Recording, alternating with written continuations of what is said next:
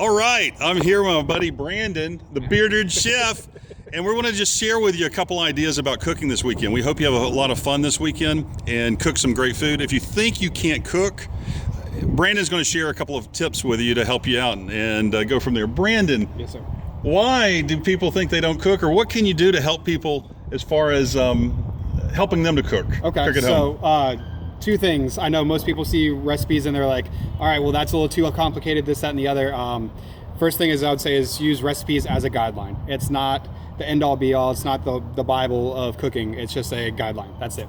Honestly, most of our truck stuff was based off of us just playing around and putting it together and then going, oh, we should probably write that down and make it so we can make it again. Right. And then the second thing is it's something that can be as easy as just taking those baby steps.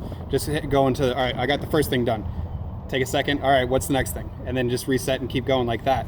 And eventually you get that kind of. Your son is 7 years old. Yes, sir. And is it because his dad's a chef that he can cook, or is it because it's simple? Honestly, it's because it's simple. And the way I describe it to him, I'm like, all right, I need you to go here and grab this. You can do that. Cool.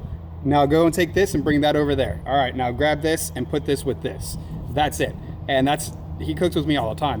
He's on the truck with us trying to hand food and whatnot out. So the two things that you're sharing, number one, don't worry about the recipe. Yeah. Number two, it's really simple. It's really simple. Now, how did this get started? You were telling me about the recipes on the truck. What's that about? So the whole truck started as a thought about 7 years ago. My wife and I we wanted to strike out on our own.